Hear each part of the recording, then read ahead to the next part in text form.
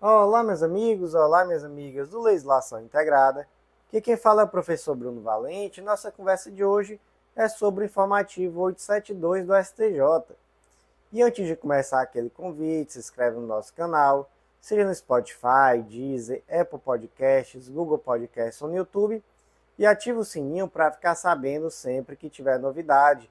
Nos segue também no Instagram, @legislação_integrada, onde todo dia tem conteúdo. E já aproveita também para deixar aquele like, curtir, comentar, compartilhar também, tanto com aquele amigo, naquele grupo de WhatsApp ou na sua rede social preferida, porque tudo isso fortalece demais e não deixa também, claro, de deixar aquela avaliação com 5 estrelas no Spotify. Então, sem mais delongas, vamos para o primeiro julgado de hoje e nós começamos com a tese repetitiva, o tema 1347 do STJ, foi inserida na Lei de Execução Penal e a tese ficou da seguinte forma: a regressão cautelar de regime prisional é medida de caráter provisório e está autorizada pelo Poder Geral de Cautela do Juízo de Execução, podendo ser aplicada mediante fundamentação idônea até a apuração definitiva da falta. Então essa tese tem alguns pontos interessantes que merecem ser destacados, né? Então, primeira coisa, regressão cautelar. Gente, quando nós falamos em cumprimento de pena, nós temos que pensar que se tudo correr bem, se tudo correr conforme o previsto, a execução da pena vai ter uma natureza progressiva, ou seja, conforme o tempo for passando, o apenado ele vai sempre para um regime melhor. Então começa no fechado, vai para o semiaberto, até que chega ao regime aberto. Mas se algo der errado no meio do caminho, aí essa pessoa ela pode regressar a um regime pior. Pior até mesmo, possivelmente, do que o que ela iniciou, porque ela pode, por exemplo, iniciar no semiaberto, mas cometeu uma falta grave, por isso acabou regredindo para um regime fechado, ainda que ela não tenha iniciado o cumprimento da pena pelo fechado. Não tem nenhum problema. Quando é que isso acontece, gente? Primeira situação, quando a pessoa comete um crime doloso ou uma falta grave. E a segunda situação é quando sofre uma condenação por um crime anterior, mas quando soma a pena, acaba que o regime que ela está atualmente se torna incabível. E aí, por isso, ela precisa retornar a um regime mais gravoso. Beleza?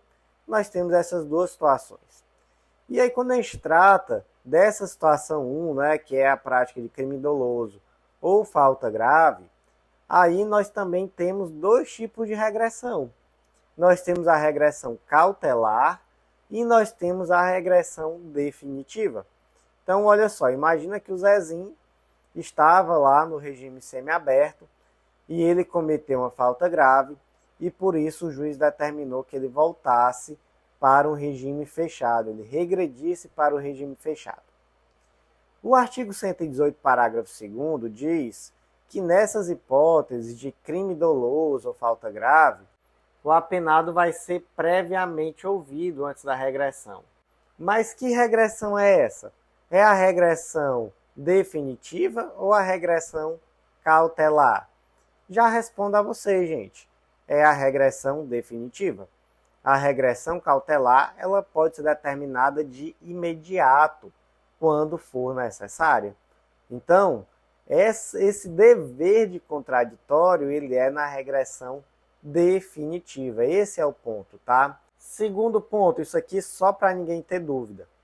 Quando nós falamos em poder geral de cautela, porque poder geral de cautela é algo que, quando nós falamos em direito penal, não é tão simples assim, né? Em processo penal, melhor dizendo. Mas bora lá, só para que fique claro. Na fase de conhecimento, quando nós falamos em medidas pessoais, medidas que eventualmente vão representar uma privação de liberdade. Aí, gente, existe uma divergência se existe ou não poder geral de cautela. Nós temos decisões do STF dizendo que não existe, E um bom ponto sobre isso são as decisões que tratam sobre a impossibilidade do juiz de ofício decretar a prisão, a conversão da prisão em flagrante em prisão preventiva, exatamente pela ausência de um poder geral de cautela, beleza? Segunda ótica. E quando a gente fala em medidas relacionadas ao patrimônio, relacionadas a terceiros, a efetividade de ordens, aí, gente, nós já temos sim uma jurisprudência, tanto do STJ quanto também entendimentos doutrinários, que nesse aspecto aqui existe um poder de cautela, um poder geral de cautela instrumental, mesmo no processo penal. E quando a gente fala de execução penal, aí, gente, aqui há poder geral de cautela. Então, só para vocês não confundirem uma coisa com a outra. Uma coisa é quando a gente fala do processo penal, da fase de conhecimento, e outra coisa é falar de execução penal. Então, como é que ficou o tema repetitivo 1347? A tese fixada foi: a regressão cautelar de regime prisional é medida de caráter provisório e está autorizada pelo Poder Geral de Cautela do juízo da execução, podendo ser aplicada mediante fundamentação idônea até a apuração definitiva da falta. Seguindo, o próximo julgado de hoje é da Corte Especial do STJ, foi inserido na Lei da Ação Civil Pública destaque da seguinte forma: cabe condenação da parte ré em honorários advocatícios quando a ação civil pública for ajuizada por associação ou fundação privada. Um distinguish aqui muito interessante realizado pela Corte Especial do STJ. Porque olha só, o cerne aqui é o artigo 18 da Lei da ACP, que ele diz assim: nas ações de que trata esta lei, não haverá adiantamento de custas, emolumentos, honorários periciais e quaisquer outras despesas, nem condenação da associação autora, salvo comprovada má-fé, em honorários de advogado, custas e despesas processuais. Para que serve o artigo 18 da Lei da ACP? Serve para viabilizar a propositura de ações coletivas. Então, você tira um risco, por exemplo, da associação ser condenada em honorários caso ela perca. E isso, com certeza, é um estímulo à propositura de ações coletivas. Mas aí, gente, desse artigo 18, passou-se a desenvolver um raciocínio que é o seguinte: certo, a Defensoria Pública, por exemplo, propôs uma ação civil pública. Ela perdeu. Ela vai pagar honorário de sucumbência? Não vai, não. Não vai por conta aqui do artigo 18, que só ressalva a questão da má-fé, mas enfim. Agora a Defensoria Pública ganhou. Vai ser arbitrado honorários em favor da Defensoria? Aí começou-se a desenvolver a tese que tinha que existir aqui uma simetria, porque, poxa, não paga honorário se perder, mas se ganhar também vai receber, Então, assim, o raciocínio seria que isso quebraria a simetria. E aí o STJ passou a acatar essa tese. Inclusive, nós tivemos precedentes da Corte Especial. Eu destaco aí para vocês o EARESP 962.250 lá de São Paulo, que trata exatamente dessa questão, Que diz, o réu da ACP também vai ter essa proteção do artigo 18. Então, da mesma forma que o autor não vai receber, melhor, não vai pagar honorário se perder, também não vai receber, certo? Mas agora, o STJ faz um distinguishing em relação a isso, para dizer, certo, isso aqui vai fazer sentido em relação ao MP ou ao ente público, mas essa simetria aqui não vai existir se a ação civil pública for proposta por associação ou por fundação privada. Qual o motivo, gente? O motivo é que essa condenação em honorários advocatícios acaba sendo uma forma de remunerar e de permitir a continuidade do serviço, quando nós falamos em uma associação ou uma fundação pública que é vocacionada à defesa daqueles interesses coletivos, difusos, enfim, que estão previstos lá na lei da ACP. Então, realmente, quando você tira a possibilidade dessas associações ou fundações privadas de receber honorários advocatícios, você acaba prejudicando a própria continuidade desse serviço que é prestado. Então, né, um distinguish interessante, eu penso que é um distinguish bem correto, não é, diga-se de passagem, e eu penso também que no futuro o STJ deveria fazer também esse distinguish em relação à Defensoria Pública, que afinal não está ainda suficientemente equipada na grande maioria dos estados, ainda é uma instituição que carece muito de recursos para esse crescimento, mas eu não tenho conhecimento, né, de decisões nesse sentido a nível aqui de corte especial fazendo, não é realmente esse distinguish dessa forma. Se alguém conhecer, tiver aí decisões para me enviar, no âmbito do STJ mesmo, né, mesmo que não da corte especial, fazendo exatamente esse distinguish, assim como foi feito aqui em relação à associação ou fundação privada, eu agradeço muito pela colaboração, né? Caso você tenha conhecimento em relação a isso. Então, como é que ficou aqui o destaque? Cabe condenação da parte ré em honorários advocatícios quando a ação civil pública for ajuizada por associação ou fundação privada. Seguindo em frente, próximo julgado de hoje foi inserido no Código de Processo Civil destaque da seguinte forma: a representação processual em tribunal superior deve ser comprovada mediante instrumento de mandato constituído em data anterior ao da interposição do respectivo recurso, salvo comprovação de situações urgentes para evitar preclusão, decadência ou prescrição, ou para praticar ato considerado urgente sob pena de não ser conhecido. Então, basicamente, o advogado da Mariazinha interpôs um recurso especial no processo dela, mas não tinha procuração e só apresentou a procuração depois de interpor o recurso. E aí? Não é? Nós temos um recurso que deve ser conhecido? Gente, em regra não, tá? Em regra não.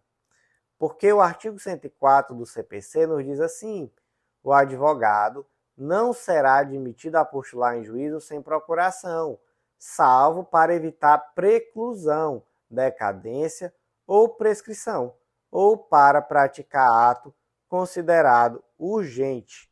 E aí, nessa hipótese, tá? Ele deve exibir essa procuração num prazo de até 15 dias úteis, havendo sim uma possibilidade de prorrogação uma única vez por igual período, aqui por meio de despacho do juiz.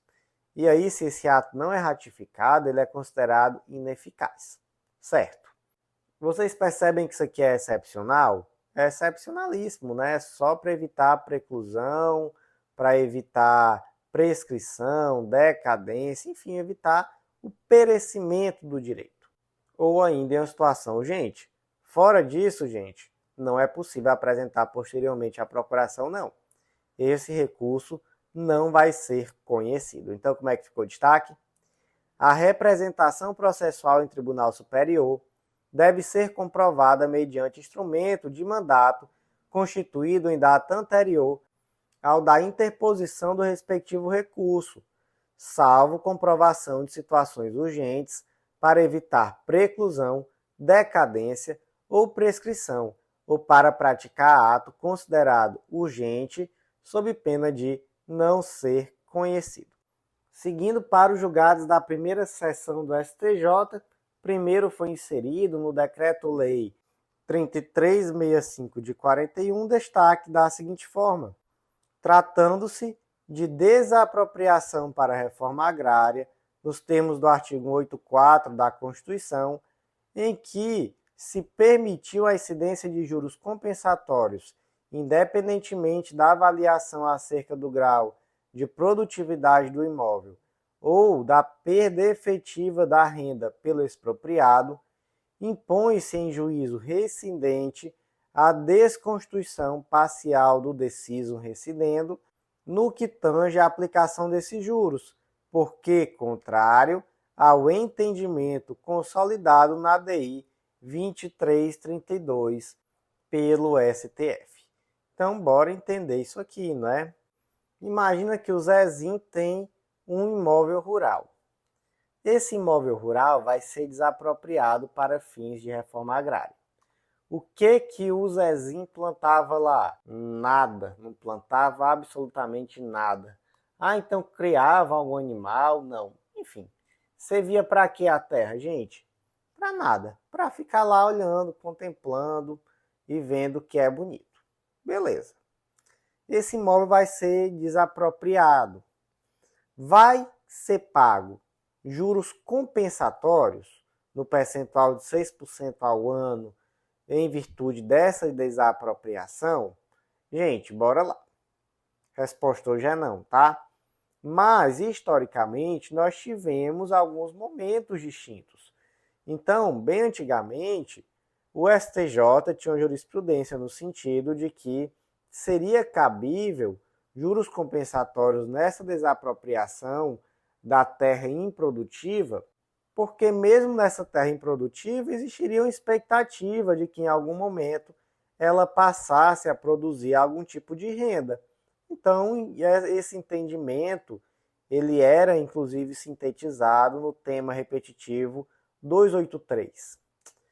Depois o STF, lá na ADI 2332, reconheceu a constitucionalidade dos parágrafos 1º e 2º do artigo 15A do Decreto-Lei 3365 de 41, que definia, não é, esse pressuposto de que houvesse uma perda efetiva de renda para que seja pago juros compensatórios, até porque, gente, o juros compensatório ele tem exatamente esse objetivo, né? Ele está compensando. Compensando o quê? Compensando algo que você está deixando de ganhar. Então, se afasta essa aplicação de juros compensatórios, tanto em relação àqueles imóveis que são 100% improdutivos, quanto também, só para que não fique dúvida, em relação àqueles imóveis que têm a produtividade muito próxima de zero.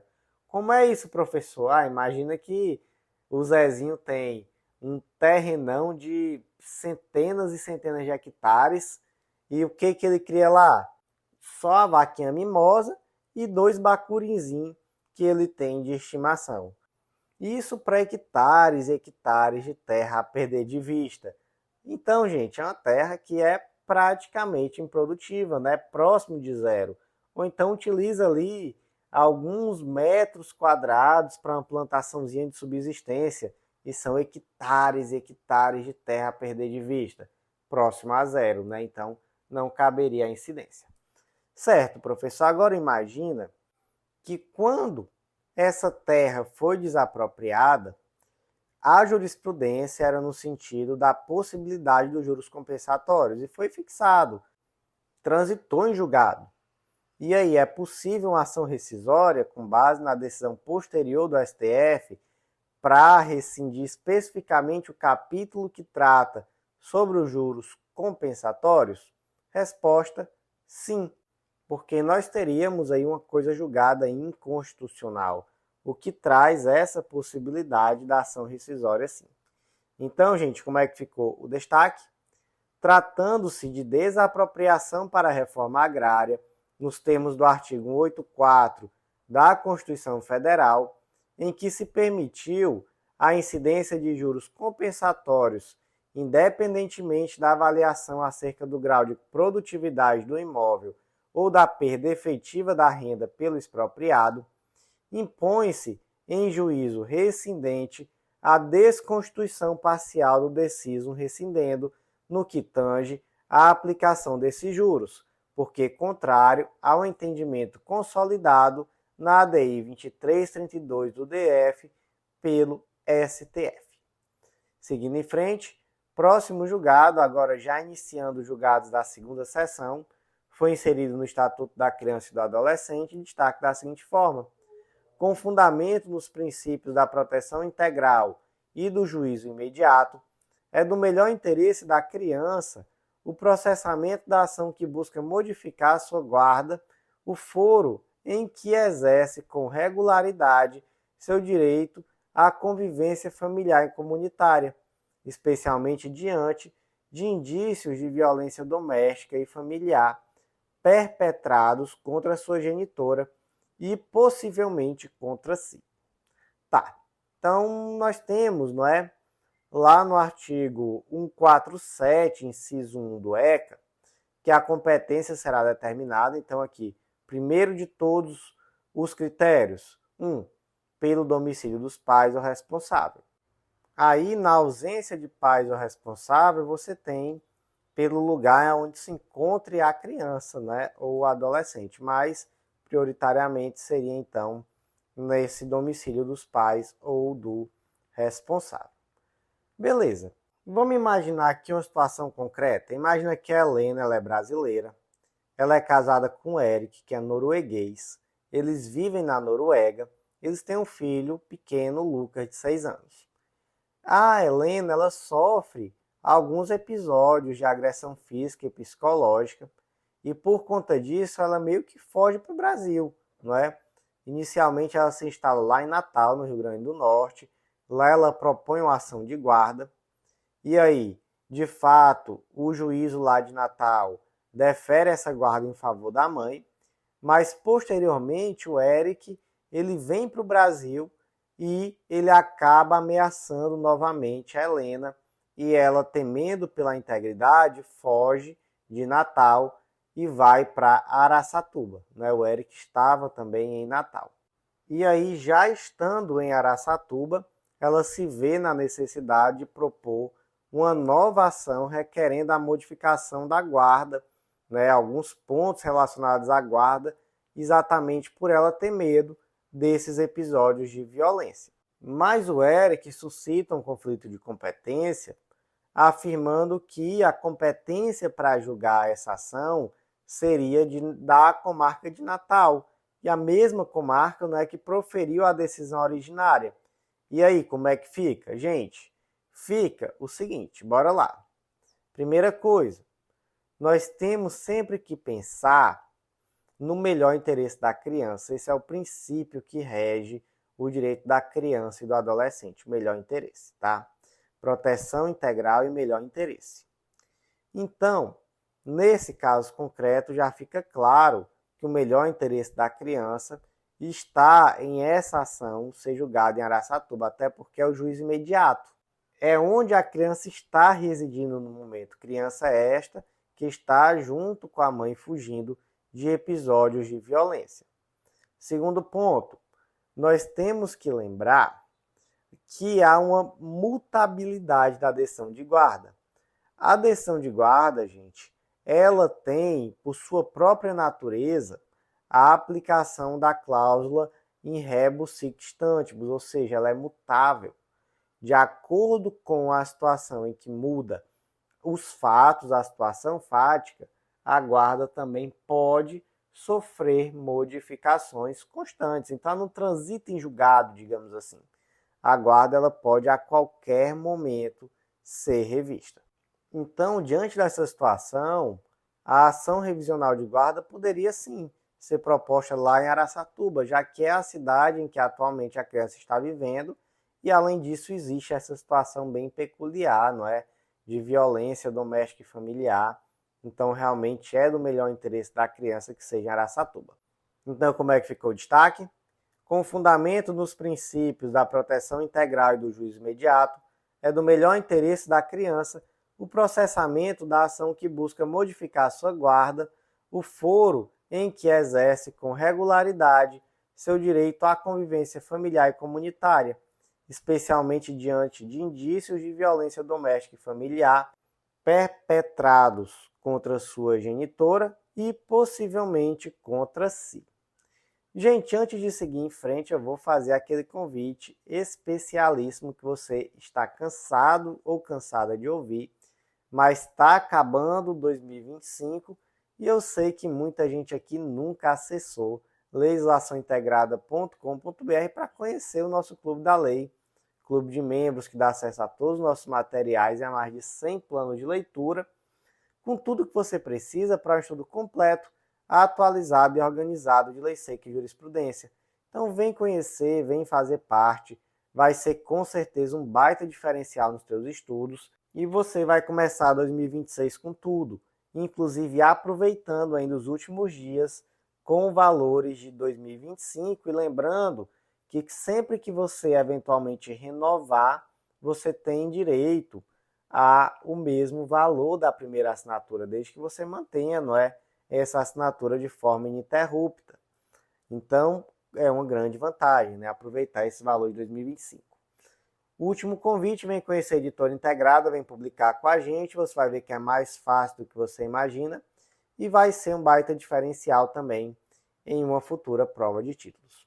Seguindo em frente agora, julgados da primeira turma, o primeiro foi inserido na Lei 9478 de 97, destaque da seguinte forma: as estações de compressão e as estações de regulagem de pressão, conquanto integrem o conceito de gasoduto de transporte, não autorizam a percepção de royalties. Gente, aqui é um julgado que é muito específico, não é? Mas basicamente, só para que não fique totalmente sem comentário, a questão aqui é que a lei traz como é feita a distribuição dos royalties desse gás. E dentre esses, aquelas cidades que são pontos de entrega, também chamados de city gates, têm direito a receber royalties. Agora, gente, o ponto é, não é qualquer cidade que tem uma estrutura do gasoduto que vai receber. Então, essa estrutura ela engloba muita coisa. Então, por exemplo, tem dutos, válvulas, estações de compressão, estações de regulagem de pressão, enfim, tá? Nada disso tem relevância para efeitos de distribuição do royalties. Então, não é porque tem ali uma estação de regulagem de pressão que essa cidade vai receber royalties, só mesmo se for um ponto de entrega. Então, como é que ficou o destaque? As estações de compressão e as estações de regulagem de pressão, conquanto integrem o conceito de gasoduto de transporte, não autorizam a percepção de royalties. Seguindo mais uma vez em frente, próximo julgado, foi inserido no Código Tributário Nacional destaque da seguinte forma: o documento de arrecadação do Simples Nacional, contendo as informações prestadas mensalmente pelo contribuinte, é um instrumento declaratório que deve ser considerado para fins de apuração do termo inicial do prazo prescricional em relação aos tributos submetidos ao Simples Nacional. Então temos aqui um julgado bem prático, não é? E qual é o debate? Vamos lá. Imagina que o Zezinho tem uma empresa, uma microempresa, que ela recolhe seus tributos através do Simples Nacional. Então, todo dia essa empresa vende, emite nota fiscal, enfim. Aí uma vez por mês ela precisa realizar a declaração de quanto é que ela faturou naquele mês. E aí, através dessa declaração, é materializada um documento de arrecadação do Simples, que é a sigla é DAS, não é? E beleza, ali ele paga tudo certo.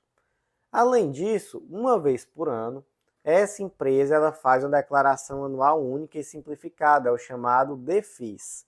Tá previsto lá no artigo 25, parágrafo 1º da Lei Complementar 123. Qual é o debate? Qual é o termo inicial do prazo prescricional? É a data dessa declaração mensal, que é materializada pelo documento de arrecadação do Simples, ou é a data dessa declaração anual única e simplificada, ou seja, do DEFIS? Gente, é a data da declaração mensal. É essa declaração mensal que vai constituir o crédito tributário. A declaração anual é tão somente uma obrigação acessória, mas o crédito já está constituído na declaração mensal, inclusive através do documento de arrecadação, não é? Então, a partir daí já começa a contar o prazo prescricional. E como é que ficou então o destaque?